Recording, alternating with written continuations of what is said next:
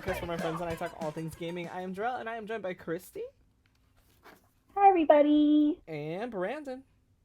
Woohoo! Let's go! That was great. And we are talking all about the PlayStation Presents and the Sony State of Play for Thursday, November 14th, September 14th. And only the PlayStation Presents, apparently. Wait, what? I didn't say you said Nintendo PlayStation Presents and The Sony State PlayStation of Play. Presents and Sony. My I bad. was wrong damn sure, I suppose. To be fair, Clearly, I got the wrong plush. to be fair, I got a I'm out here PlayStation fighting for shirt, Sony by myself, okay? So, it just, my bad. We're here to talk about the Nintendo Direct and the Sony State of Play for September 14th, 2023. Both were a little meh, but let's just talk about everything that happened in both of them and just give me your opinions on everything as well. And then if there were any standouts that you want to talk about, now is the time. So let's start with the one that came first, which is the Nintendo Direct, and Brandon was wonderful enough to give me an entire list of games and dates for release. Now, correct me if I'm wrong, but this was supposed to be a what did they announce this as actually? This was announced to be I'm sorry, let's see, roughly 40 minutes of games of focused on games releasing this winter season. And I know exactly where you're going with this, and please go right ahead. So yes, a bunch of games that were supposed to be releasing this winter season, and what we actually got was a bunch of games that are releasing not winter. But that's okay, because we got a ton of games. Now, whether they were good or bad, it's up to you to decide, and Christy and Brandon will tell us how they feel about it. But let's get started. The Nintendo Direct started with the Splatoon 3 Side Order DLC, which is coming spring 2024, already not a winter title. The first announcement. The first announcement was already not what they promised. Then we got Mario vs. Donkey Kong coming out February 16th. Prince of Persia: The Lost Crown coming out January 18th. Horizon Chase 2, I don't know what that is. I really don't. I meant to, for full transparency, I actually missed the beginning of it. I think I came in right after whatever Horizon Chase 2 is. Like, you'll have to tell me what it is after. I have no idea. Super Crazy Rhythm Castle. Okay, I also didn't see that. What is that name? That one's coming November 18th. Spy Anya Operation Memories. That's when I came in. That one's coming next year. Then we got another look at the Super Mario RPG coming November 17th. I'm excited for that one. Another Code Recollection coming out January 19th. Princess Peach Showtime coming out March 22nd. A new Saga game in the Saga series, Saga Emerald Beyond, coming in 2024. A remaster of the Tomb Raider 1 through 3 collection coming out February 14th. Oh, is that Valentine's Day? That's Valentine's Day, right? It is Valentine's Day. And I find that ironic because, you know, gamer boys in the 90s always said Lara Croft was their girlfriend. Well, now in 2024, you can actually date Lara Croft on Valentine's Day. You can't date her, actually. You can play with her, but you can't date her. Well, you can play as her. You can play as her, but you can't date her. I was like, sorry. Interesting. Sorry. I'm gonna move on. Next was Detective Pikachu Returns, coming October 6th. Then we had Trombone Champ coming later today, which is probably already out by the time of this recording. We got Battle Crush, which is next spring. The beta's coming in October.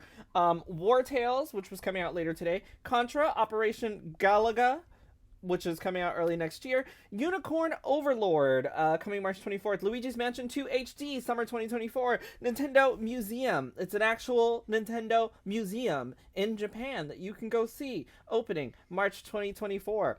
Zelda and Ganondorf amiibos were shown off today. They're coming November 3rd. They also showed off the Sora amiibo as well right after. Coming out next year, I believe, sometime. Yep. Yeah, next year, nebulous time 2024. next year. Then on January 19th, there's going to be the Xenoblade amiibo. And sorry, Amiibo 2024, sorry.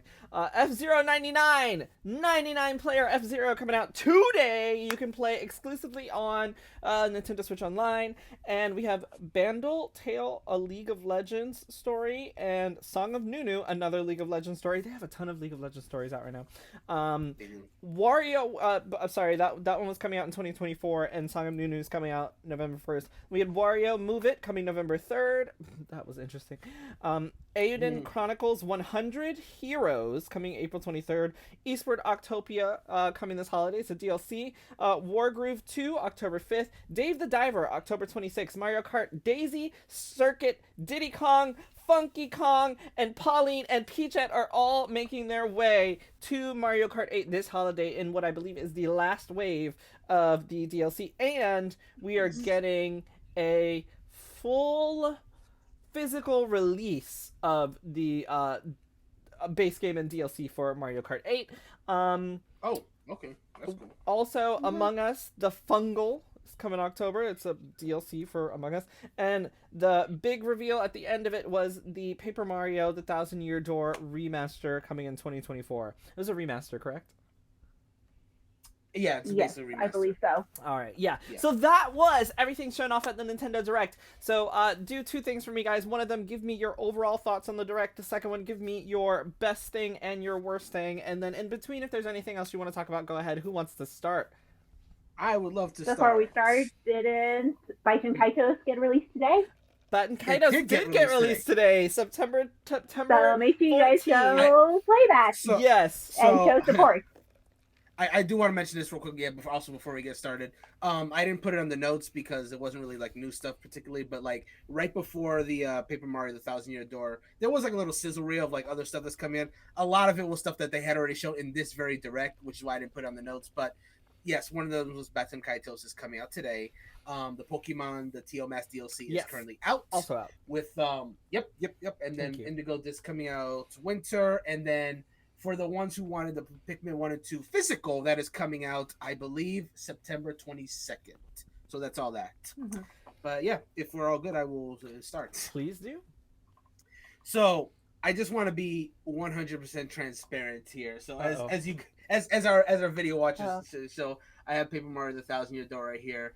I would just like to really quick plug the podcast that Sterling hosts, which is Memory Card Memoirs. We have all been in at least at one point. At least once, each of us. And I had an episode where I spoke all about this game with him. And in that podcast, I said that this is my favorite video game of all time. Like, video game of all time. So I am very attached to this. So for the sake of transparency, I'm going to have to give this Direct a fair rating, I have to pretend that this game was not announced.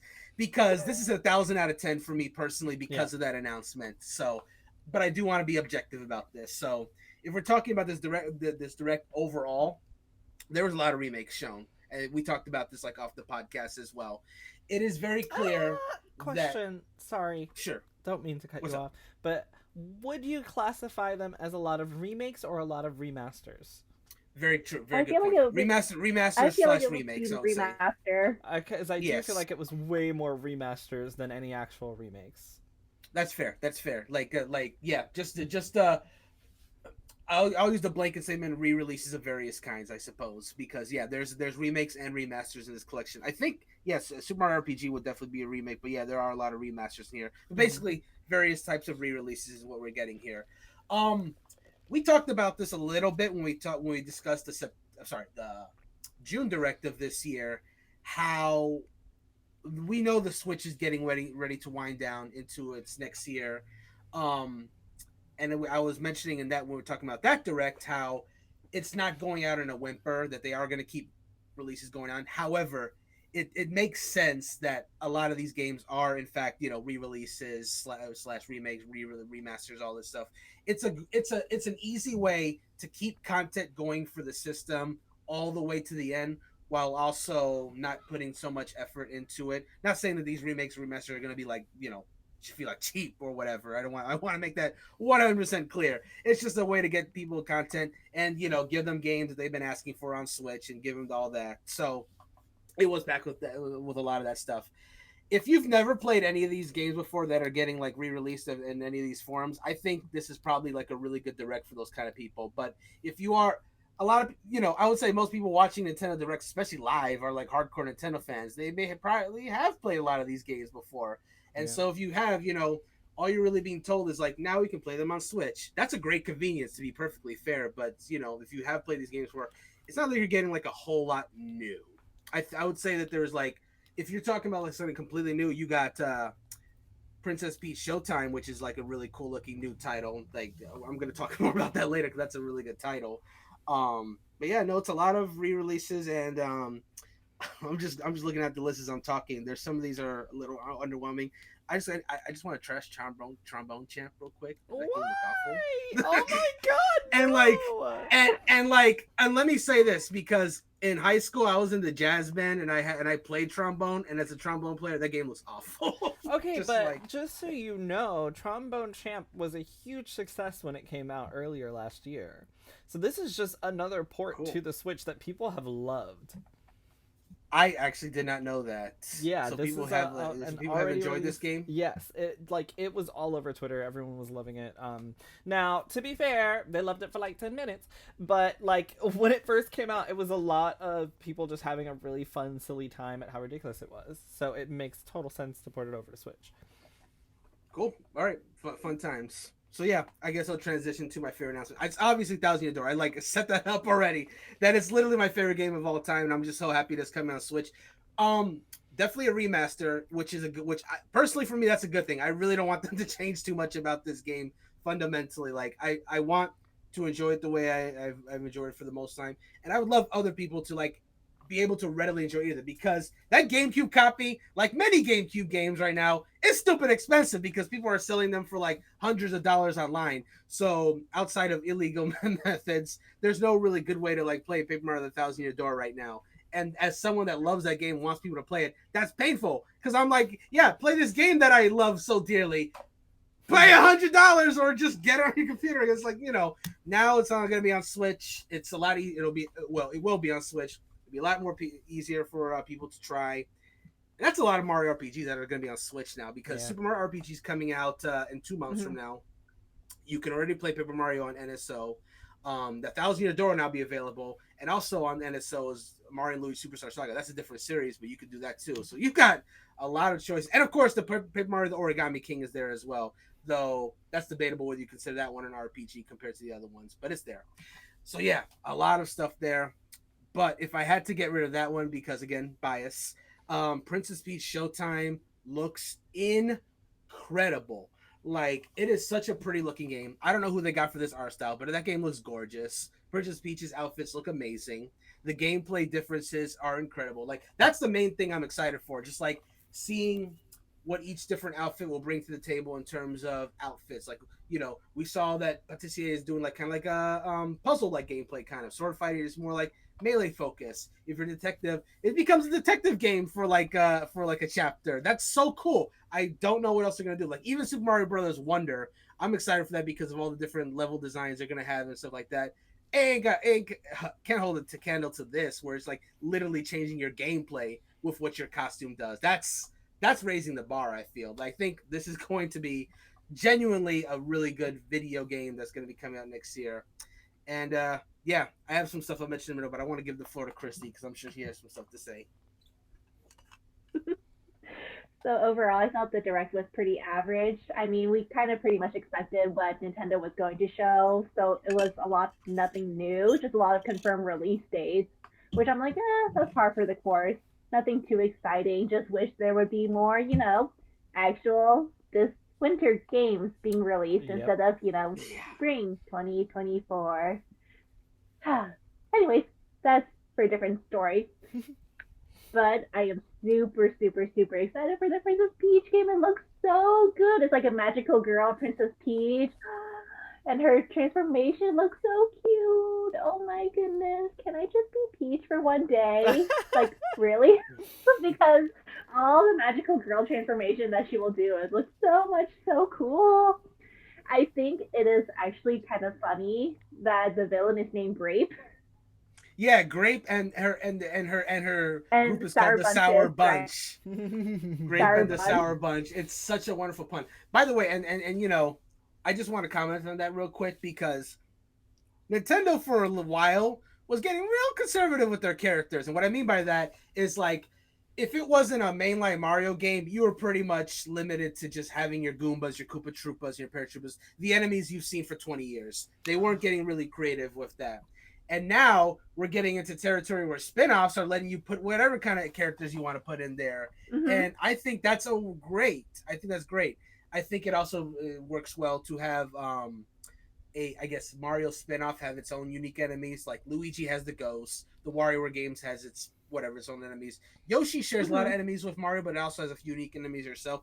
So just an example, I like that Peach is fighting her own baddies that Nintendo will allow to be slashed with a sword Right. because they probably would frown against a poor Goomba getting slashed with a sword. So there's that. I mean, they get Sorry. stomped on. What was the bad guy's name in this again? Isn't it Grape, Grape grape, Grape and the and Sour yes, the Bunches, Sour right? Bunch, Okay, grape and thank the you. sour right? bunch. Yep, yes. Oh, is it a Keep going. different? No. You're correct. I'm looking something up because I just had an epiphany while you were talking. Oh, continue. But no, I love her outfit. I love the fact that it's set in a theater. Yes. That's my favorite thing. It reminds me a lot. It reminds me a lot of like the Persona Q games where it's all set in a Oh yes. theater, Mm-hmm. and then you're like, oh no, what's going on here? So I'm Yeah. curious to see how the storyline works. But peach flashing people, that's gonna be so much fun, and playing into different genres. I'm actually really curious to see if each stage will be a different genre or if they will all kind of mix together into one stage. If that makes sense. Yep. It does. I'm So just I'm curious how curious many to different see how it gameplays. all works out. I really hope it does well because it looks so good, and I want Peach to have her own mainline game.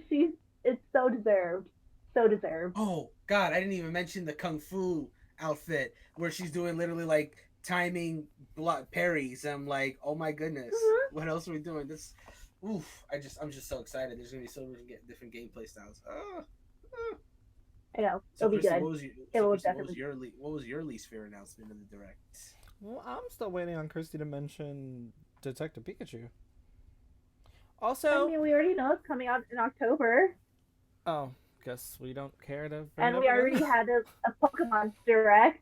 Oh, she We said we she's already not had excited. My saw it in the bad. Pokemon Direct. So I would what? also like to say I'm very sad because, so the epiphany I had was Gabe sent that tweet that someone said that was like, it's just Balan Wonderworld, and now I totally get it. Which is why I was like, oh my god, I Yeah. get it. Now I get it. So some Um, tweet is saying it's Balan Wonderworld but good. like I completely get it. It just took me a second. And off Yeah. note, I have been Oh, trying to pre-order the collector's edition of Final Fantasy VII Rebirth, and it is now sold out. So I did not get the chance to. So fuck everybody who pre-ordered before me. You know why they're sold out? Because Christy shared the link to Kelly and she bought 300. Is $350, and I was willing to pay more, and now I can't even pre-order it. So fuck everyone who Well, pre-ordered before me.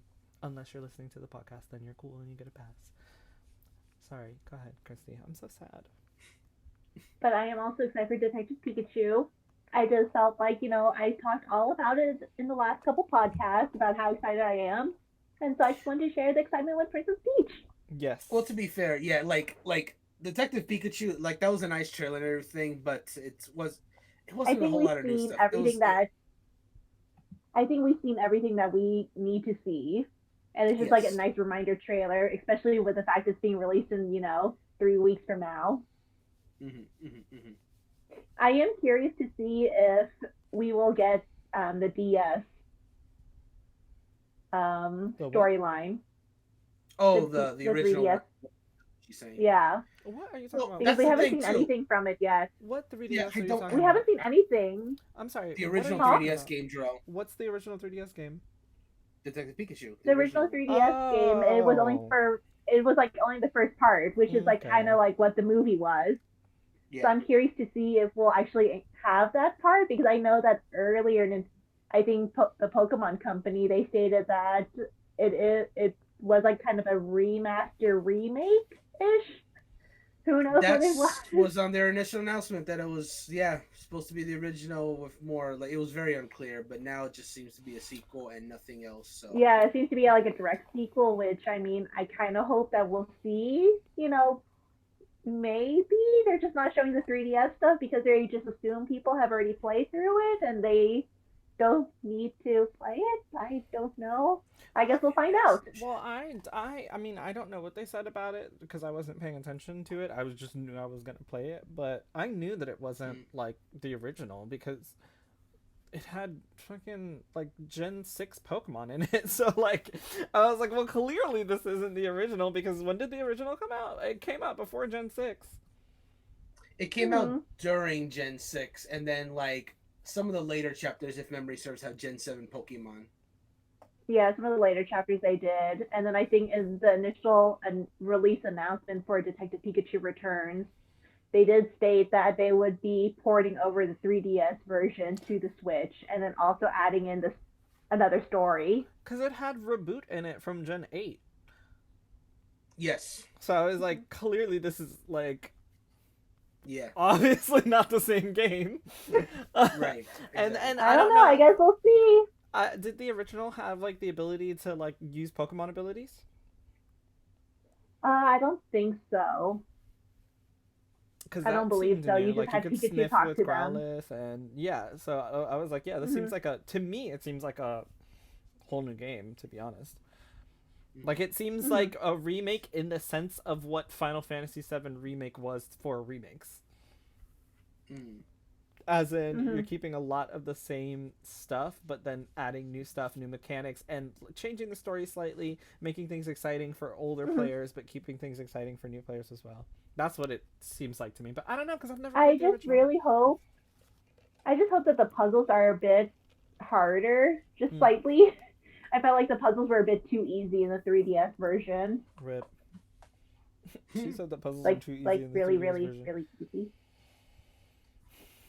They were. Granted, I mean, I might have played it too many Professor Layton games, but Layton puzzle. I'm actually kind of surprised that they didn't show off the Professor Layton game that they announced a while ago, or have like a teaser. Yeah, Level 5 was absent this direct, and they still have some games coming. Yeah. They got that one, like you just mentioned. They got Fantasy Life I. I'm looking forward to that one. And then Deca Please. Now those might be in fact, I think they even said somewhere they're gonna be shown off at Tokyo Game Show. But it does seem weird that they were absent from the direct since a lot of them were announced. Maybe they wanted the big reveal to be at the Tokyo Game Show. Yeah, that makes sense. That has to be it. Yeah, I guess we'll see it there. I guess so. So for me, because you were done, Christy, did you have anything else? No, not really. This direct was not good for me. Personally, sorry, don't hate me. If you do, I'm sorry. I hate myself more than you can ever hate me.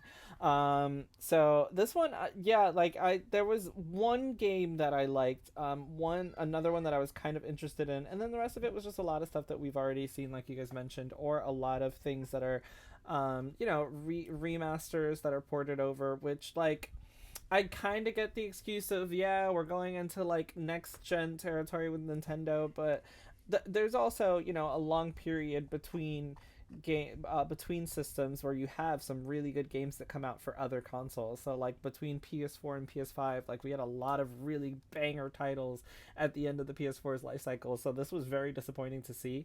The only game that came out to me like that was Princess Peach. First of all, Princess Peach Showtime, which is literally the best game I've ever seen in my life. I don't like platformers, which is why I don't care about Mario games most of the time. Like, I don't play them because I'm not, like, a huge Mario platformer fan.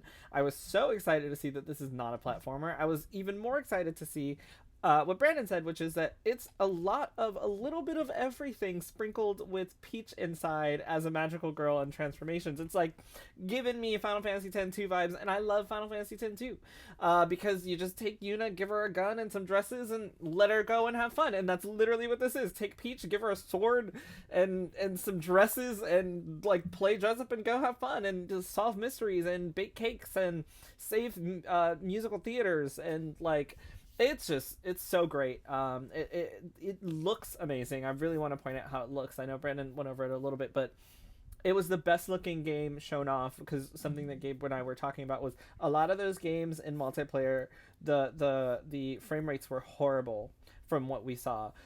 Same thing with Pokemon, which still like the frame rates are still pretty bad, which is so annoyingly disappointing because it's one of my favorite Pokemon stories, and feel like I'm always defending this damn game, and it's really hard to do when it's not running well.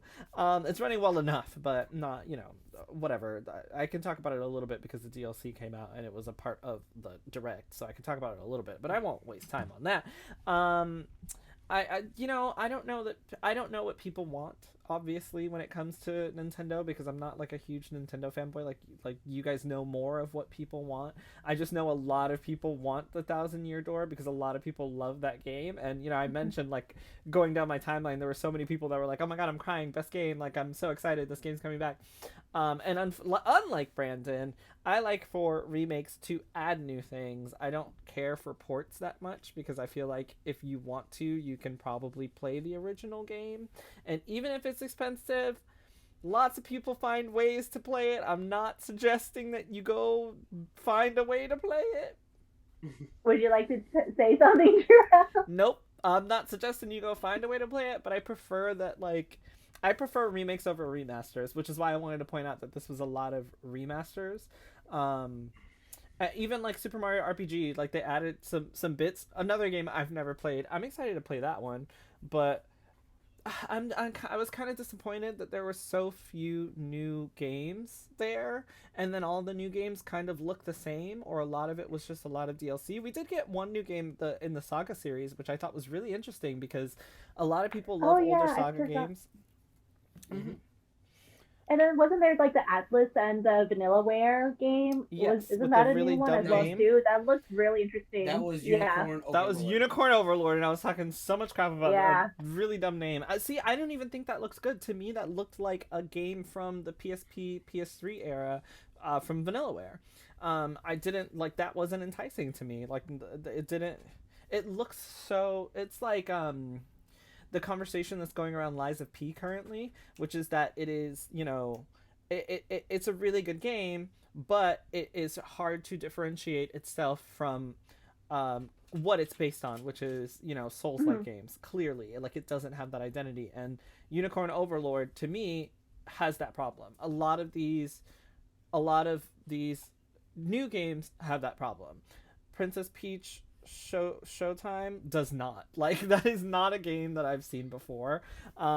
It's not Peach in a form that we've seen her before. I was like, oh my god, where's her crown? And then she has the ribbon, and then she's like flipping over people with a sword in her hands, and she's got that like that echo of her body that you have in like Street Fighter Alpha 3 when you do the super art, like she's flipping. I was like, what is going on? Like, this is I love the fact that they amazing. included a magical girl transformation for Peach. That was like my favorite part. Yes, and then they show her as a detective, and I'm like, oh my god, this is like literally what they should do. This is I kept thinking like this is the right direction to go, especially with a character like Peach, because I feel like you can't really do it with Mario because it feels really overdone, and Luigi has his own thing with his little mansion shit. Mansion. Yes, and I feel like this was such tax evasion. Yes.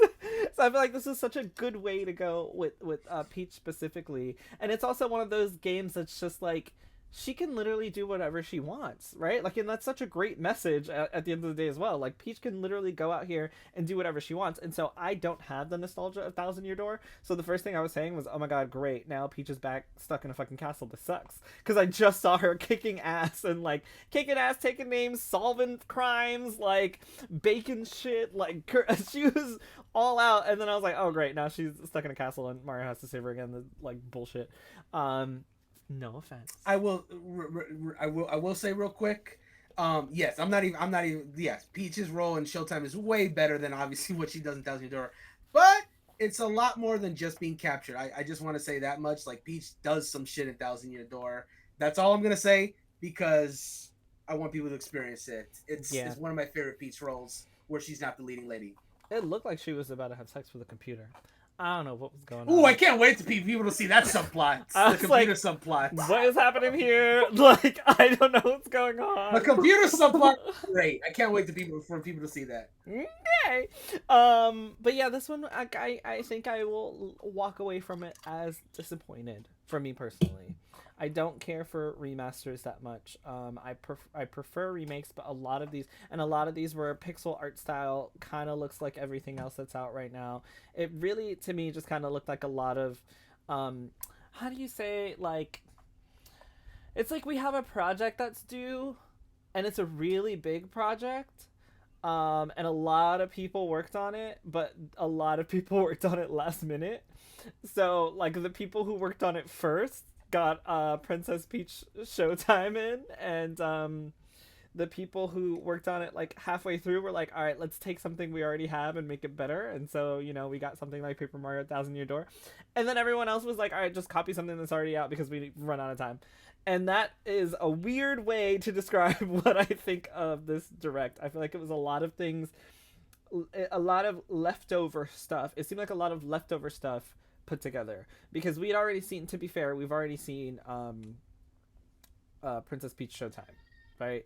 And then like I remember thinking, wow, this Tomb Raider game looks bad, and then I realized that was actually the remaster version. I was like, oh no, it actually looks way better than like the original. So oh no, but like also rip. And then, you know, something like F-Zero. F-Zero is just like, now 99 people can play together, which I know is really popular because they did the same thing with Tetris, but like, damn, I made the joke that like they're just gonna take the 99 players that like F-Zero and throw them all in a match together, and then they can all just play constantly because they're not getting anything else from F-Zero. Like, that's all they got, so they can all just get online together and play each other for the rest of eternity, all 99 of them. Oh man, that's such a good joke. And that's all 99 F-Zero fans, because they're not getting shit else. To be fair, Gabe helped me with that one, but like that's to me, that's how it came off to me. It was like, okay, you know, give a little bit of this, give a little bit of that. And I've talked shit about Mario Kart 8, so I won't talk shit about Mario Kart 8 again, but I will talk shit about them milking it even more by having a physical release version of everything. But I guess that's good, because if you don't have Nintendo Switch Online, I'm assuming now with the physical version you can still play without having, well, you don't need it because you could just buy it separately. Never mind. Yeah, so just milk people for a physical copy, I guess, because you can, because this game never ends.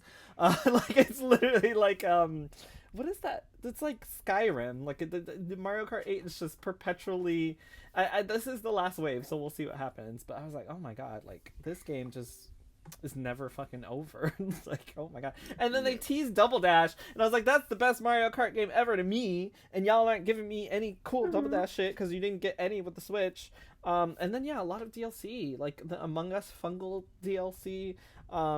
Dave the Diver came out like months ago. It's finally coming to Switch. That's like, if you haven't played it by now, I guess you can play it on Switch, but it's another like pixelated style game. It's like, yeah, real quick, it's interesting because usually they do have like their, you know, their indie world events where they do like a bunch of, where they would have shown all of this or a lot of it. Yeah, and I thought that was interesting that on the mainline direct there's about a stretch of 5 minutes dedicated to indie games, like from the Octopia DLC in Eastward all the way down to Dave the Diver. Yeah, that was like 4 indie announcements in a row, which was interesting. You usually don't get that on mainline directs. Yep. It may be a sign that they're not doing an indie world in a while. Who knows? Fair. And then, you know, I didn't like Luigi's Mansion 3, and now I'm getting a remaster of Luigi's Mansion 2. I'm gonna tell you right now. If you didn't like 3, you're not gonna like 2. Well, yeah, look, I pretty much figured that out. Well, and I mean that I know that sounds like a duh, but it's like, but they're kind of different games. But I think overall 3 is better too. By the way, I want to say this real quick, and I also have this on the side here, the original 3DS copy, Luigi's Mansion Dark Moon. So that's something I actually want to comment on. That I noticed for a lot of these re-release slash remasters, they're looking to unify the naming for them because there's a lot of these games that have come out in the past have just had different names in different territories. Like Super Mario RPG, it's only called Super Mario RPG Legend of the Seven Stars in North America and maybe Europe. They added a subtitle to help it sell better. In Japan, it's just called Super Mario RPG, but this remake is just called Super Mario RPG. So they're just like, yeah, we're just gonna call it that. And then Luigi's Mansion Dark Moon. I think it was only called Dark Moon in the West. In Japan and Europe, it was just called Luigi's Mansion 2 because that's what it is. So I think for consistency and also because they literally named the next game Luigi Mansion 3, they called this one 2HD, even in North America. So there's that. And then the surprise announcement of that old DS game Trace Memory was called Another Code in Japan and Europe. It's now being called Another Code here. And then the sequel that never came out in North America is now also being called, of course, Another Code, because that's what's always been known as. By the way, it's really cool that they're doing that, because that is I've never played it. I only know of the main character Ashley because she was a trophy in Super Smash Bros. Brawl, but I hear good things about that game. Like people that love like point and click mystery games have said high praises about both the DS original and the Wii sequel. So time permitting, I would like to check out those games. Did they say a date for that one? Let me see. Let's see. I'm checking my notes here. January 19th. I'll see how free I am January 19th. I'd like to give those games a try because I like mystery games, but we'll see. We'll see. Maybe I'll buy it just to support it, but we'll see what happens with that. It is now, Jarrell, I will say though, that is definitely a remake. Those two games, like I've seen people that are fans of those games. The Another Code games. So, like, okay. Yeah, like I've seen people show like comparison shots, especially the DS. Maybe the Wii one is a remaster, but that DS one is definitely a remake because that was like a top down with like a lot of like portraits. Now it's like a full third person camera perspective, and like the puzzles have to be redone somewhat. So like that one's definitely a remake. I don't know about the sequel. I really cannot comment about that one, but yeah, should be interesting. I also thought it was really weird to show off the Nintendo Museum in this, but I guess where else do you do it? I was like, there's this big building, and I was like, oh, is it gonna be like some interactable game or like Labo or something coming out? And then they're like, oh, it's just the museum that you can visit. That announcement. It was just a museum. It was that announcement. It was just like in the middle, and you're like, what? Yes, it was randomly in the middle. Yes, sorry, Brandon, go ahead. I was just gonna say I was a little salty about it too because when they were introducing the Nintendo Museum, they were doing kind of like a pull out shot of like this like the question mark block, but then they were using the Toy Time Galaxy music from Super Mario Galaxy. So in my mind, I'm thinking, oh shit, are they finally putting Galaxy 2 on Switch? No. Yeah, it was just so it just seemed so weird to me, just like a lot of these games. But I think it's cool to have fun, new, weird games. I just don't think it was a good direct. For me personally, I know for a lot of people, 1,000 Year Door just made it exactly. Literally made it for me. Yeah. And for me, it was Princess Peach Showtime. That was the only. That's the only game that I literally went onto my Switch to try to pre-order right after the presentation. I was like, all right, no, I need this game in my life. So any final thoughts before we move on to PlayStation? State of play? Yeah, I'll just rush through some final thoughts that I have of games that I haven't already mentioned. Splatoon 3 Side Order. I'm shocked that game has got pushed all the way to spring. Like we mentioned it before. It's like it's explicitly not a winter game. That's your first announcement in the Winter Direct. Yeah. But just like they must be cooking something with this one. They said like along the lines of like this is something that you're meant to like replay, which is like. Is it going to be like a roguelike kind of like thing? Because there was like damage numbers and when they were fighting like the monsters in that thing. That doesn't happen in regular Splatoon. I'm intrigued. This is definitely not the last trailer we're going to see of this, especially if it's coming out in spring. I'm curious to like learn more about it. Mario vs. Donkey Kong remake. I am not a huge fan of the Mario vs. Donkey Kong series. However, the original one, which is being remade here, is a very good game. I have very fond memories of playing the original Game Boy Advance. I remember seeing that at a Toys R Us, playing it at like one of the Game Boy Advance kiosks and like loving it, and I like begged my dad to get it. Baby Brandon at a Toys R Us kiosk. Oh my gosh. those are fond memories. Like, and yeah, he was nice enough to get it for me, and I adore the game. It's a it's like a puzzle platformer, pretty big emphasis on puzzles. And then later games just went on straight heavy on puzzles, like no platforming whatsoever, just straight up puzzles, which is why I like them a lot less. But yeah, no, I'm excited for the original, and it has co-op. It has local co-op, so I might ask my nephew to see if he wants to play with me because he used to play that game when he was a kid too. But should be a fun little remake. Skipping down here, what did I not mention?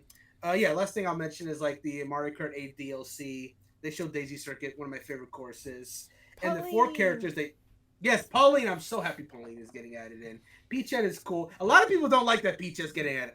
I don't care. It's whatever. I didn't think there were going to be this many characters added. I thought there was only going to be 2. So the fact that we got 4, whatever, throw them in. They never even advertise characters in the booster quest pack. It was like stages only, and then characters just came a little bonus. So I was like, whatever, give me whoever.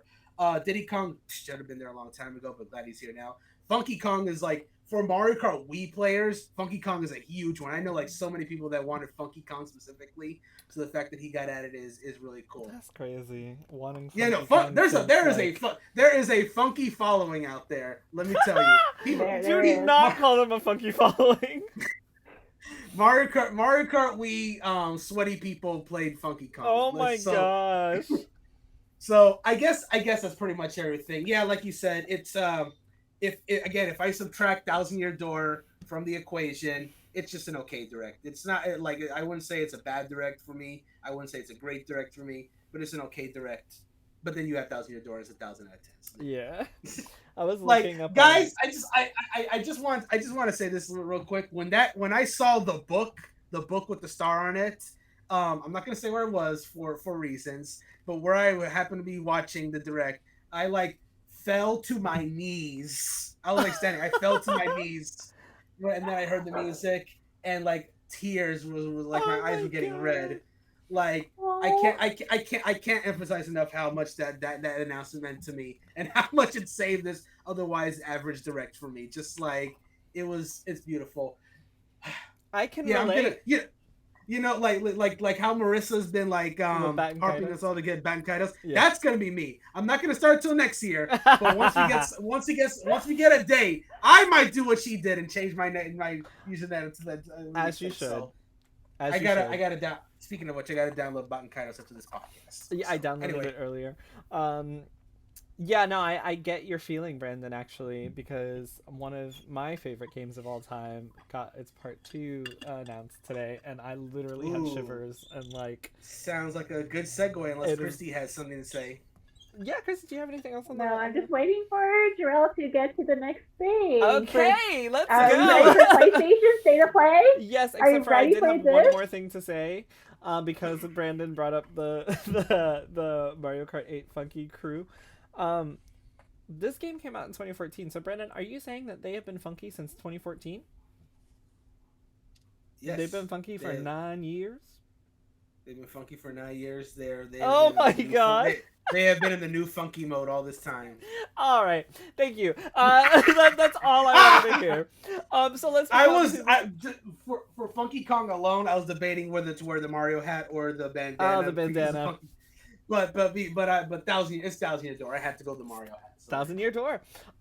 So let's move on to the PlayStation State of Play. This one was shorter.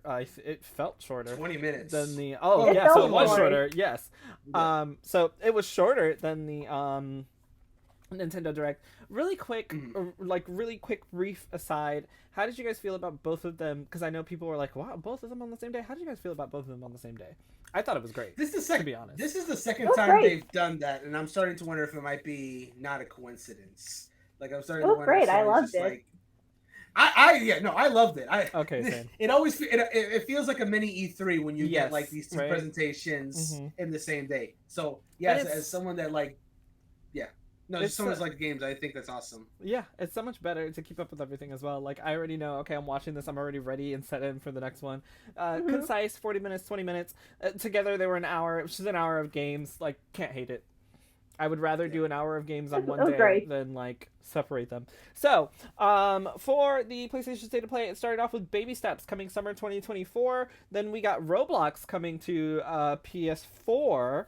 And then they went on to VR stuff. We got Ghostbusters: Rise of the Ghost Lord coming October 26th for VR2. Also, Resident Evil 4 coming to VR2 this winter. And then September 21st, we got the DLC coming called Separate Ways, which is features Ada Wong and some other interesting players that may or may not have survived Resident Evil 4. I played it, so I know. And then we got Avatar: Frontiers of Pandora, something they've been talking about, but we haven't really seen footage of until now. Like, this is the first time I feel like we've seen like actual footage of Avatar: Frontiers of Pandora coming out December 7th. Ghost Runner 2, the demo's available now. The release is going to be October 26th. Then we got Deep Earth Collection, followed by Helldivers 2, which they showed off previously, coming out for February 8th, 2024. Got a big segment on Spider-Man 2, relatively big, coming October 20th, so next month, by the time of this recording. We got a surprise drop of Tales of Arise Beyond the Dawn DLC coming November 9th.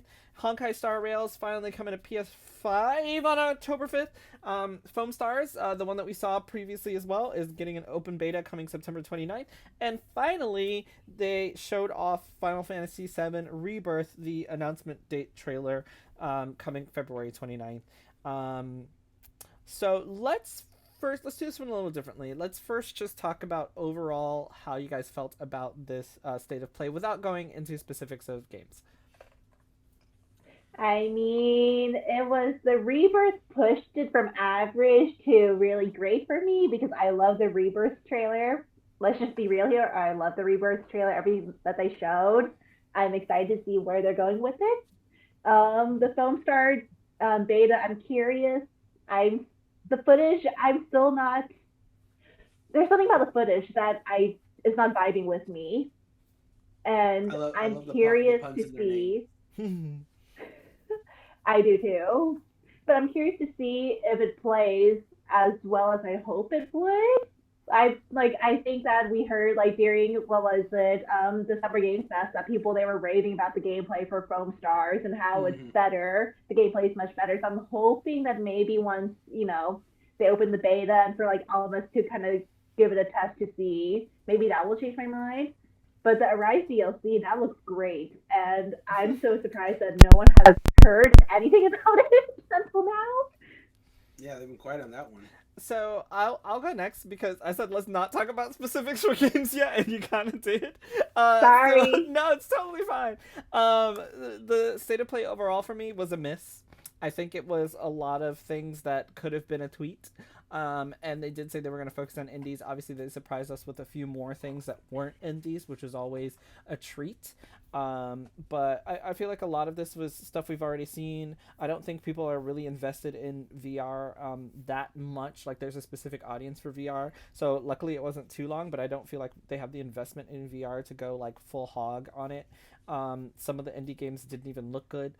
It was a nice surprise to see some of the, surprises of like DLC and new trailers and stuff. But overall, I feel like this one was also a little bit of a miss. What about you, Brandon? Miss for the most part. Like, I was just really not feeling most of what was being shown. With like, I don't want to say just two exceptions. There was two things that I was like really excited for. You guys can probably guess what those two are. And then like maybe like another two games that I was like, okay, and that's about it. So in total of all these games, two really good announcements for me personally, and then two, okay, that's pretty cool, and then everything else just like I don't care. Yeah, I feel like both the state of play and the direct kind of were disappointments that could have been just really hyped trailers on specific big games, and I think they would have been like really amazing, but they kind of both got bogged down by a lot of smaller things that have, I don't want to say niche audiences, but like I'm sure there are people that are gonna love Baby Steps, But yeah, interesting way to start it. So let's start it. Yeah. like a very interesting way to start it. Yeah. So now let's go into some of the games. And we'll go one by one, and then we'll talk about them together. And then we'll get out of here. So let's start with Baby Steps. Any comments on Baby Steps? How you feeling about that one? I have one. All I can say is, like, why are they starting with this game? This is not interesting to me at all. That was a bad It game to also start off with. doesn't look very good, if I'm just be real.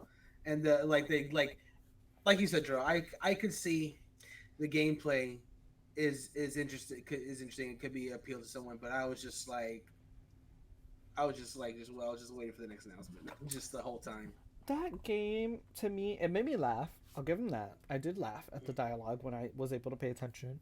But it just looked so, like, the movement looked really bad. I don't know if you guys have played God, what is that game? That Jason game? The detective Jason murder. Oh, Heavy Rain. Heavy Rain. If anyone's played Heavy Rain, you know how annoying walking in Heavy Rain is? That is exactly what it looks like to walk in Baby Steps. Like, it reminded me so much of, like, Heavy Rain walking movement. And then the guy was like, use your grappling hook. What the fuck? And then he didn't even use it. And I was like, well, that was dumb. Why you didn't just use it? And then I was over it. So that's all I have to say about that game. And so, Chrissy, did you have anything to say about it? No. All right, so it was not the great game to start off with. So next they showed us Roblox coming. Sure. Then we got the VR of Ghostbusters and Resident Evil 4. Anybody on any of those? I am afraid no ghosts. I just need to finish Resident Evil 4. Still stuck in the same place, right before the village. Cannot go into Season of Chainsaw Man. And I'm like, nope. So, like, the beginning of the game. Like, that's literally the beginning of the game, Chrissy. I finished it, and I'm scared of everything. Please send help. I will try. To be fair, it is more action-packed than it is scary. Which is the only way I was able to get through it. I know this because I played the original. Well, but it's so scary. You know, neither one of us are gonna play it in VR. That's for sure. Because that's ridiculous. I ain't playing no Resident Evil game in VR. Never would I ever. So then we had Avatar: Frontiers of Pandora, or the DLC, the RE4 DLC, which I feel like we don't need to discuss, and Avatar: Frontiers of Pandora, which I thought looked, from what I remember of seeing of it, I remember thinking, eh, and then I saw the gameplay and I was like, oh, wait a second, this actually looks pretty good, like, graphically. It looks pretty decent, actually. Yeah, that's it looks pretty decent for a game that's like a movie spin-off. Like, I'm actually pleasantly surprised. As am I. That's one of the two games that I was mentioning that I was like, all right, this is pretty good looking. Like, I feel like we definitely saw more of it during the UB Forward that we got during, quote, E3 season. That sold me on that game a lot more, I would say, than this State of Play did. Like this, you know, the State of Play, the trailer we got here in the State of Play for Frontiers of Pandora just kind of felt like a condensed version of what we already saw at UB Forward. So it didn't really move the needle too much either way for me. Like, I'm pretty much still at the same place, which is like, I'm interested in the game. It's really just going to depend on whether I have time for it in December. So I guess we'll just see about that. But yeah, it looks good. Sorry about my dogs, guys. It's okay. Okay. I just, the only thing that kind of annoyed me about the game was I was like, damn, this is literally just the movie again. Plot wise. But yeah, you know. I mean, it is a movie tie-in, so makes sense. Ghost Runners, I have nothing to say. Deep Earth and Helldivers 2. Anybody have anything to say about those three? No. All right. So then we got Spider. That's see. This is how the State of Play pretty much was, right? It was just a lot of okay, no comment. Okay, no comment. It makes me wonder, like, if they're holding stuff back for TGS.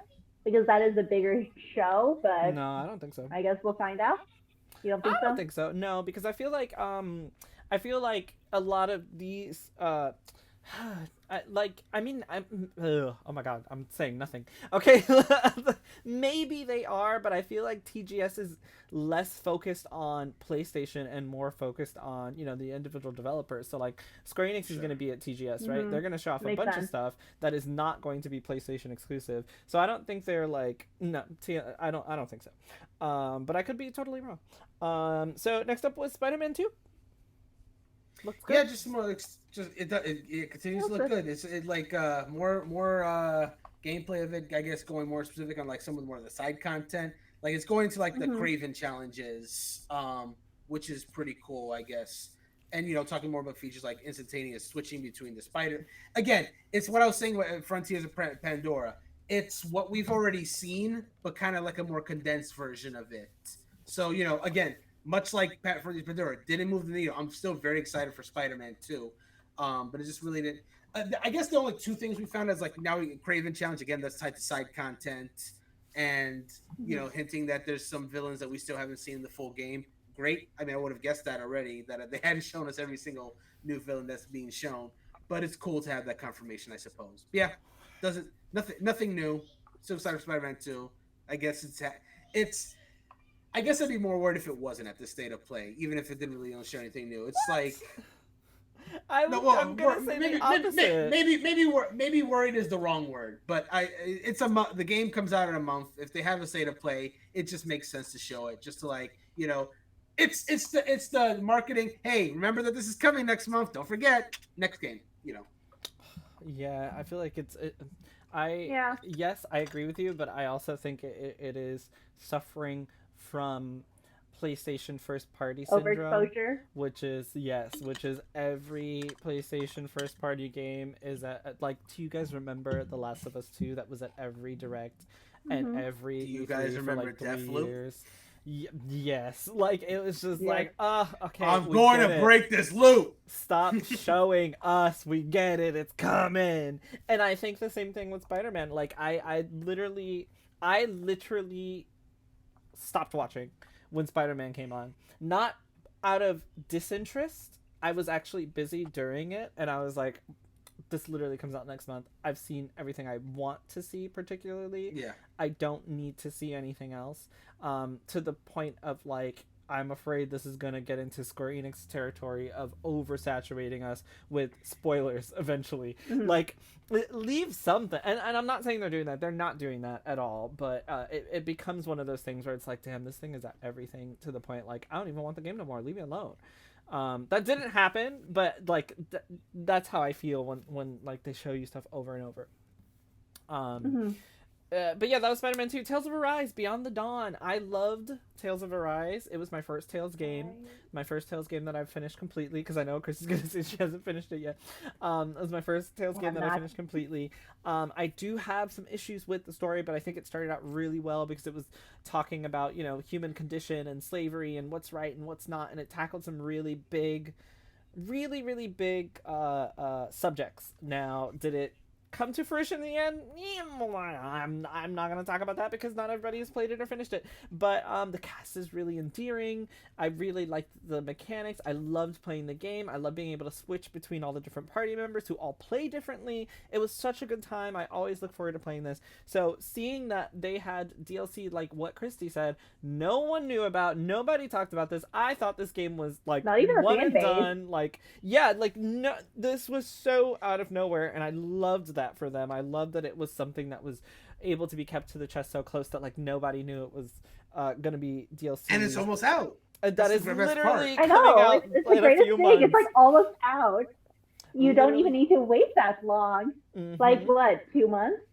It'll be out in 2 months. It's perfect. It gives me 2 months to finish Tales of Arise.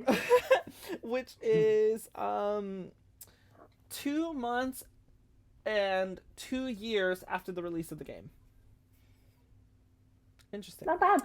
Because the game came out in September 2021 and the DLC is coming out November 2023. Now, I will say, because Gabe was like, DLC for this old-ass game in our chat, and I will say, yeah, that is literally what this is, because it was great that it was a surprise, but it was also just like, I don't want to just call it random as fuck, but like, This game is 2 years old, and there has been zero, aside from cosmetic stuff, there has been zero story-related DLC for this title. So it's really like, what happened?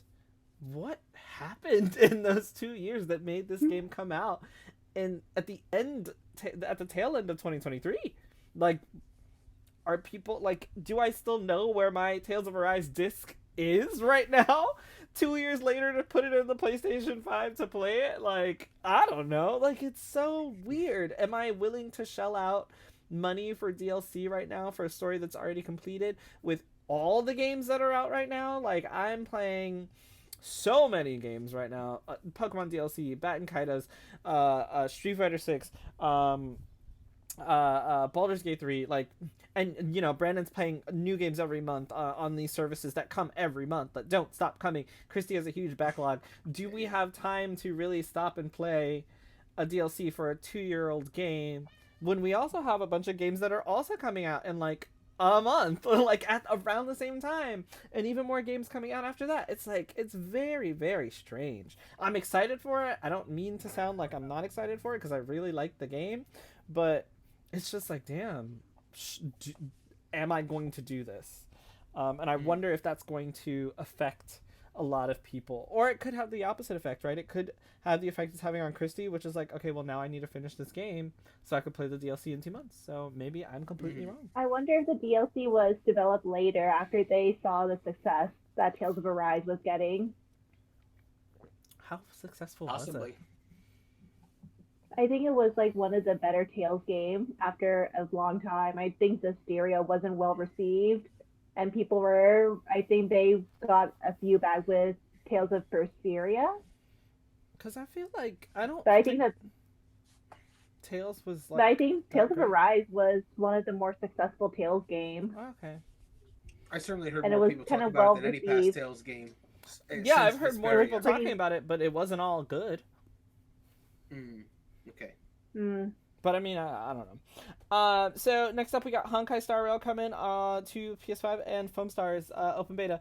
Kirsty was talking a little bit about Foam Stars, and yes, you know, I was going to say the same thing you said, which was just that a lot of our friends and colleagues in the industry went and played it, and they were all like, it is not a Splatoon clone, and it is much better than you think it is. So that has me excited. Hopefully Square Enix does a good job with it. I'm happy. I'm so happy that they decided to go the open beta route, because I feel like a game like Foam Stars 100% needs it. That's all I gotta say about it. I agree. Definitely. Yeah, no. Especially when all the footage. Yeah. Yeah, the I would footage say makes it very, very much. Oh, sorry. Go ahead. No, I was just gonna say I'm interested. So the open beta, I will try to get in on it when it's there because I'm curious. Yeah. I'm sorry, can you say that one more time? I had to get rid of a pet. No, I was just saying that I'm curious about Foam Stars. Like, it looks interesting. So the open beta is definitely a good thing, like you said. So yeah, I'll try it. Especially if it is as fun as everyone who has gotten their hands on it has said. I feel like it can really, and Right. like if they go the free to play route, they can have, or hell, even if they do the Splatoon route and sell it for $60, you know, or like $40 in a discount, or put it on PS Plus or something. Like, I feel like it can find a decent little audience. So now let's talk about. Brandon was talking about his favorite game of all time. If you don't know and you're listening to this podcast, Final Fantasy VII Remake is my favorite game of all time. Not the original. Final Fantasy VII Remake is my favorite game of all time. So seeing... That's awesome. I didn't realize it was your favorite game of all time. That's awesome. It is. I made this... Yes, it is. I can definitively say that it is my favorite game of all time. That's great. And I like a lot of Final Fantasy games. A lot. I like them a lot. And just nothing has ever compared to... I'm not gonna do that. It's late. I'm not gonna go into why I love it so much. But yeah, let's talk about Final Fantasy VII Rebirth. We got like 15 minutes. Final Fantasy VII Rebirth. Christy, tell me. Yes, Christy. Yes. What you thought. Tell you everything. Yes. Yes, everything. I am super excited that, you know, I originally thought that Vincent would be a DLC like Yuffie, but it looks like that will actually get him in Rebirth, and I'm super excited, and I really do hope that he comes on the team because I want to see his gameplay Oh my so god, badly demon form. because it I looks need so, to see it. Question. Wait, I'm because I sorry. am Question, Brandon, really quick. How much do you know about Final Fantasy VII? Because I know you didn't finish the original. I didn't, but I got as far as you actually still have getting. time now. I do have time. Yeah, I'll work on it. But and there's also EverCrest. But anyway, yeah, no, I got as far as actually getting Vincent on the team. Okay. And actually trying him out in battle, and learning the hard way that his demon form is not the best for certain boss fights. Yeah. Cool. So I can talk about a lot of this trailer then. Yes. Sorry, Christy, continue. Oh, continue.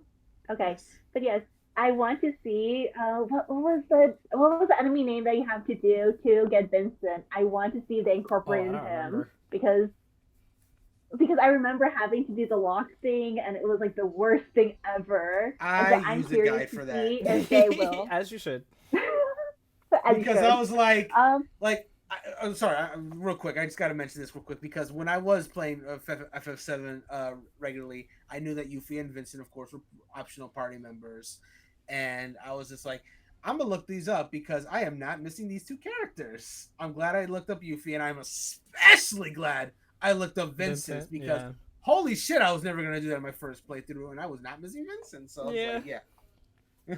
yeah. You may continue. I'm sorry. But yeah, I am super excited to see how they incorporate everything. And he just looks so good. I'm so excited that he's actually there because I wasn't expecting it. And then there's the Junon, which we're getting to Junon March. I really want to see how they do the mini game because Yeah, that the was March. that was Oh a my mini game god. that I messed up so many times when I first played it. I messed up times. So I'm excited. We get the golden saucer, the gold saucer. That'll be Yes. fun. I wonder if we'll be able to uh pick who we get, It who we doesn't look like go. It didn't look like it because when they were headed up there, they were all on there. So Oh yeah, I that's mean, right. we'll see though. I There guess could we'll be see. another Maybe because they can this go is. back on that. Yeah, sorry. I believe it didn't look like it. I agree. I but feel like anything's possible. I'm sorry. I feel like it'll be there, 100%. I don't know why I said Okay. 100%. I'm just remembering. Like I remember in FF7 remake, they had that one scene that like the resolve scene. Yeah, that, that's like, exactly why I talk said to it's gonna be there. Yeah. Yeah, because I think that people in the OG they got to choose. I think how they did it, they got Barrett to go with them, and they said it was like the greatest thing ever. I looked up Barrett's because I think I chose Aerith. No surprise for me, but anyway. Let me see what else. We got to see the gold saucer mini games. That was really nice to see, especially the chocobos. We got to see the weapons, which I was kind of surprised that they showed it so soon. But I'm actually really excited to see how the boss fights. I mean, it makes sense storyline wise, but I was kind of hoping that maybe they would pull it back, maybe. But I'm excited to see how the boss fights go with the weapons. If we get them, that'd be super duper exciting. Yuffie is back. Yuffie's with the team, so we get to see what was her mechanic? The synergy, right? Was that the synergy? Synergize? Yeah. That mechanic. It looks really good. We get Kate Sith, which we saw him at the end of remake. So super excited to play as him, especially when I did not use him that much in the original. Really excited to see how he works. I deliberately used him a lot when I was playing 7 because I knew he wasn't a popular character. It's like, you know what? I'm here for you, little kitty. You knew he was a what? I knew he was not like a lot of people. From what I hear, I didn't hear do not use K-Sif. Oh, a lot of people popular don't character. You said I knew he was not a popular character. Okay. That's right. Yes. So like he wasn't a popular, so I like tried to use him a lot when I was playing FF7 because I knew he wasn't. I'm curious to see how the storyline works out because it does look like there's a different timeline where Zack is alive and he just drops off Cloud with what was her name? Kyrie. There we go. Kyrie, yeah. I'm super excited to see what happens, and especially with everything else. It just looks so good. And then we get to see Costa del Sol with Cloud on a Segway. And then what was it? We have another area with Sephiroth and Cloud teaming up. So I'm curious to see how that all works So out. excited It for looks that. so good. That is literally all. Like, okay, What? nothing. Sorry. What? No, Did I we was like, reverse? Did we reverse Christy? no, I What? feel like I And was about to and talk she said all the spoilers. and she said all the and she said all the things that you. No, no, no. I have more to say, but I was about to talk spoilers. Well, then we have the summons. We have like what? We have the other summons that we saw that they look so good, like I saw Alexander and Odin. Odin, Yeah, like so many. It's Alexander looks I'm amazing. so excited for this game. it does. Yeah. Brendan, did you play FF13? Yes, didn't finish it, but I Oh, got okay. very far. I got about halfway into Cylinder. Grand Pulse. That's like Grand halfway Pulse. So I through got the pretty game. far. Oh, that's Grand like Pulse is more 3/4 than of the halfway. game. Yeah, I got all 6 characters summons, and that's about it. You're killing me, bro. Okay. Brendan, should you go next or me? I think I have to say more, so I'll just say what I have to say on it. Like I just think everything looks so incredible. The mini games look so good. That little blocking fighting game that just looks so charming. For Zach, you know what I would love? First off, I was like, obviously, I want Zach playable at some point in this game, but I think it'd be awesome if he becomes playable and his gameplay is actually reminiscent of how you played Crisis Core. Oh, I would hate That that. would. I I would would love hate that. that so much. I would love that. I would Do you love like that. do you actually like the mechanics of how Crisis Core is played? Oh, compared to remake, no. But I like. Exactly. But I like That's it for why I what said it I would is. hate it. Like, but here's the thing. Like I wouldn't want to play the whole game that way. But if that's how Zach plays, like that's okay. If it's like, and if it's not like long segments, like I'd be okay with that. Like just like so he could feel different. I guess it's almost like I won't want Zach maybe like a hair more than when you played say Riku in Kingdom Hearts 3. Not that little, but like a little more. So like not long segments is Zach what I'm is trying a to get at here. huge fan favorite. People would love to play a lot of him. I just don't think it's gonna be a lot. Like for whatever reason, I Wait, think he will. well- I think he will be playable. I just don't think it will be Wait. a lot. I mean, it literally all depends because In- we're getting. Go ahead, Chrissy. Sorry. Oh, I was about to say, it makes me wonder what Kitase was talking about with his letter that he posted for the fans. Yeah, I was gonna. Where get he's to like, that. "Oh yeah, I know fans have been dying to see," and I'm like, Yeah, but like What's gonna we all happen? know who he's talking about, which that's actually what I was gonna bring up. I don't think he was talking about I don't think he was talking about Zach at all. I think he is 100%, and I'm gonna quote it first so I don't say it incorrectly. Yoshinori Kitase had a producer letter that came out along with Tetsuya Nomura, and part of his said, quote, "The story will unfold more dramatically than ever before, with a rapid pace of major twists and turns. We know fans are dying to see one scene in particular." Now, to me, he is clearly alluding to the death of Aerith. 100%. Like, that is all that, like, there is, because when we're talking about the main story of Final Fantasy VII, which is what remake is, apart from like 2 or 3 scenes that we've seen with Zack that are very brief, the rest of that is almost a 100% recreation of the original Final Fantasy VII.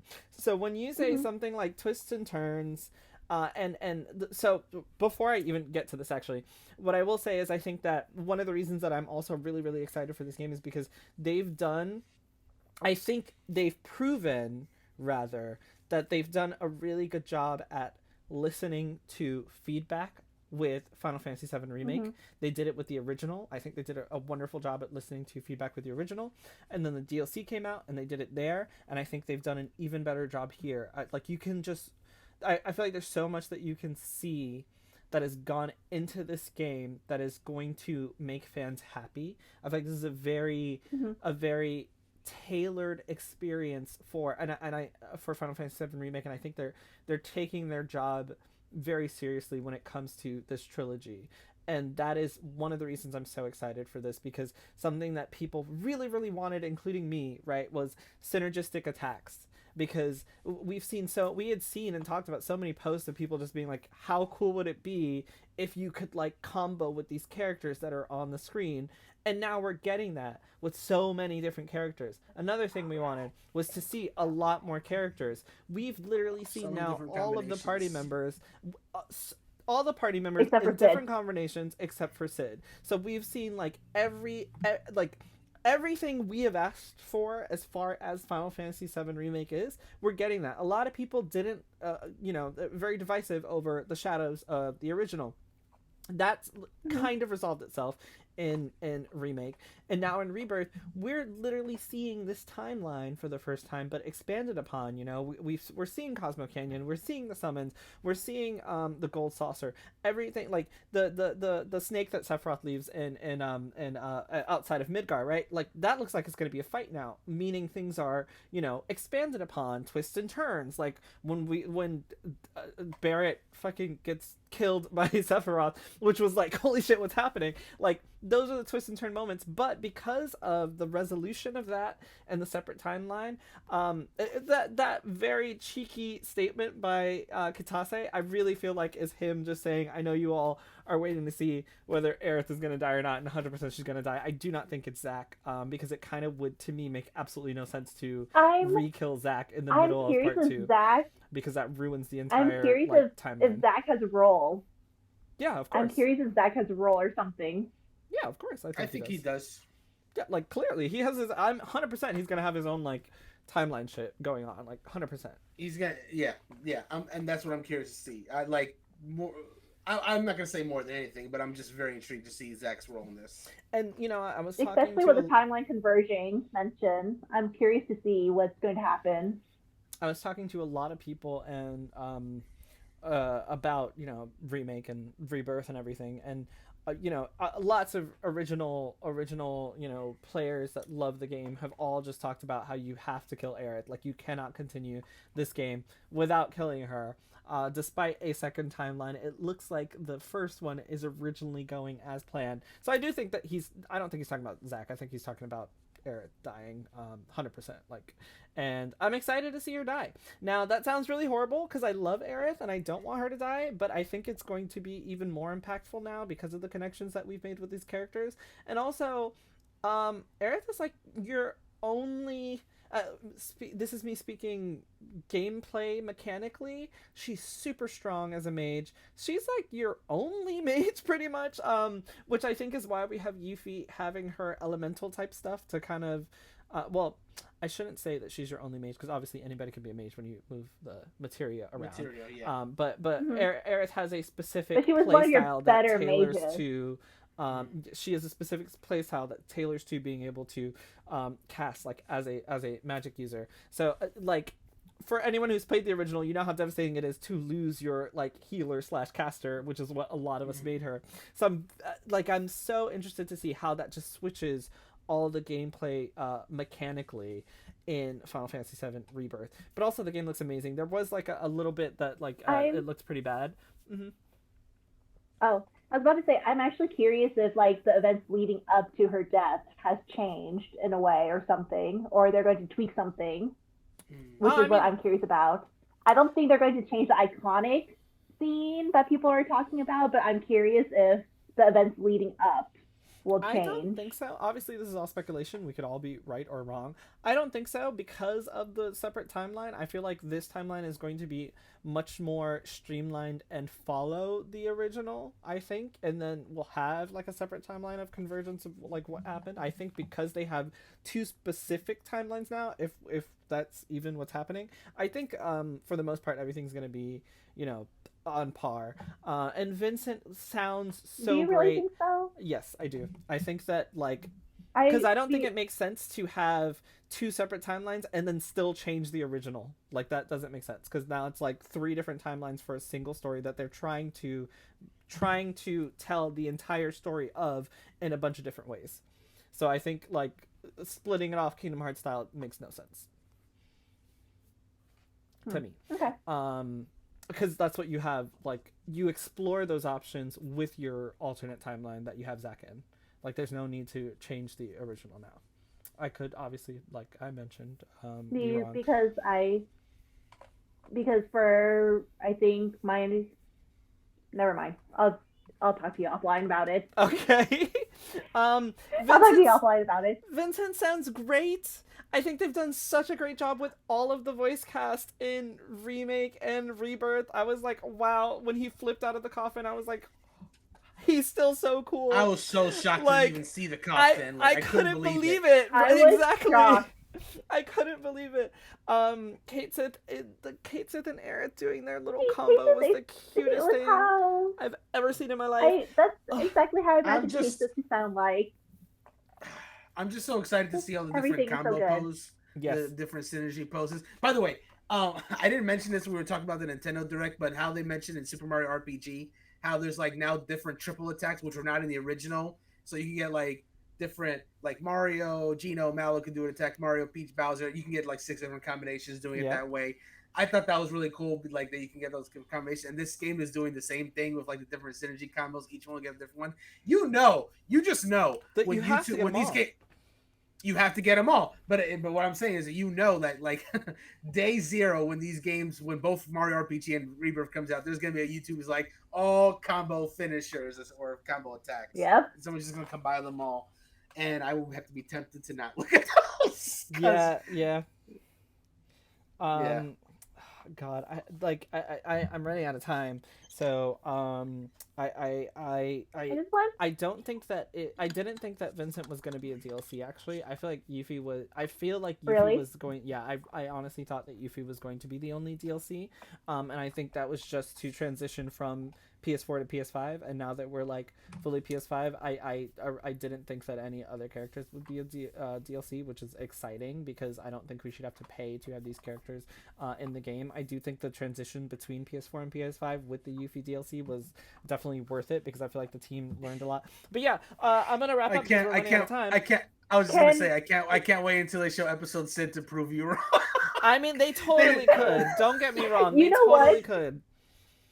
I'm curious to see how they handle the Hojo Costa del Sol scene Yeah, because me too. that scene was it was interesting. Yeah. Mm-hmm. Yeah, I mean, once again, this is all speculation. I could totally be wrong. I just didn't think that. Excuse me. I didn't think Vincent would have a DLC. Sid might. Shit, like Sid totally might. Okay. Well, I've run out of time, so yeah, I just thought it was really awesome to see so many different character party members.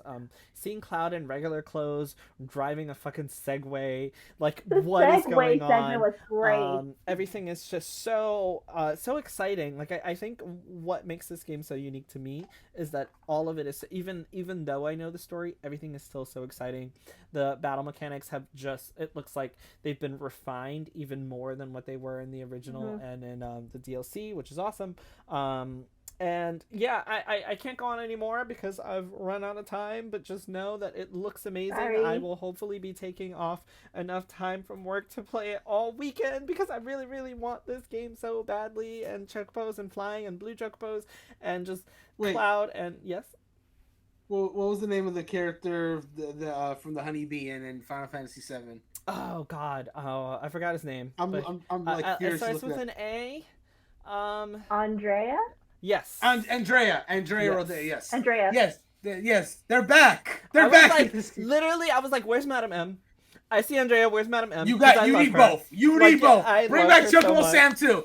I need Yes. Chocobo Sam. I need Yes. Andrea, and I need Madam M. Right. Bring them all back. And, like- I don't care how you do it. Just bring them in. And that's what I mean. Like, that's what a real remake does. Like, we love these characters that we just met, and they seem like so integral to, and they're not even right. Like, you can have the entire plot without them, but they seem so integral. Like everything that's been added in the original, really, like I think they're succeeding in making us understand the true story of like Final Fantasy VII with the technology that wasn't there before, and like it's so amazing to see the story that you already know, but like in a brand new way, if that makes sense. Like there's so much learning to They're do. redefining what it means for a remake, Mhm. which is what I'm enjoying. I know people for the longest time, they're like, a remake is like, oh yeah, it's just a better remastered game with better graphics and whatnot. But no, this is like an actual true remake. So I'm curious to see how it all ends. And this isn't even like, and we've already Super seen excited. the scene with Tifa in the past, and her dad, and Sephiroth, and him, killing things and people, and I'm not gonna spoil. And like, now we get to see the introspection of Sephiroth, which I think is another thing that was lightly explored that I feel like we're going to get a lot more of now, is like what the ending of 7 remake was, what Cloud is thinking, like. And I can go on also about how Cloud is like such a great character if you like play through the entirety of the original and you understand where he's coming from, and like what that means and what that represents and what he represents and all that other stuff. But this isn't a spoiler cast. This also isn't a prediction cast. So I'm only going to talk about things that were on the on the direct, and just say that it looks like it's gonna be probably the best game ever made. It's gonna be like once again, it's gonna be my favorite game of all time, but like the second part and the first part together, because it's just gonna be a trilogy of the best game that everybody should play. And all of you go pre-order Princess Peach Showdown. Showdown, is it? Showtime. Showtime. Oh my god. Showtime. I mean, it might as well be called Showdown. She's like Kung Fu Peach kicking people's ass. Yeah, and Final Fantasy VII Rebirth, we've mentioned it before, but it comes out February 29th, which is the leap year day. So yes. Yay! And then in March you get to play Princess Peach Showtime. Yeah. I think it's March. Oh God! Wait, okay, that's late March, and this is like late February. Yikes! Ooh. Yeah. Good thing they're on different systems, because oh boy. Yeah, and if pre-orders, It would be go great live if again- if you have your PlayStation, controller, your PlayStation Portable controller. which you that'd be should great, have too. come November if you've pre-ordered. Yeah, if pre-orders go live for the collector's edition again, please tell me, because I want to buy. And with that, good night, everybody. Bye. Thanks. We loved it. Bye. Bye. We can't dilly-dally shield anymore. Goodbye.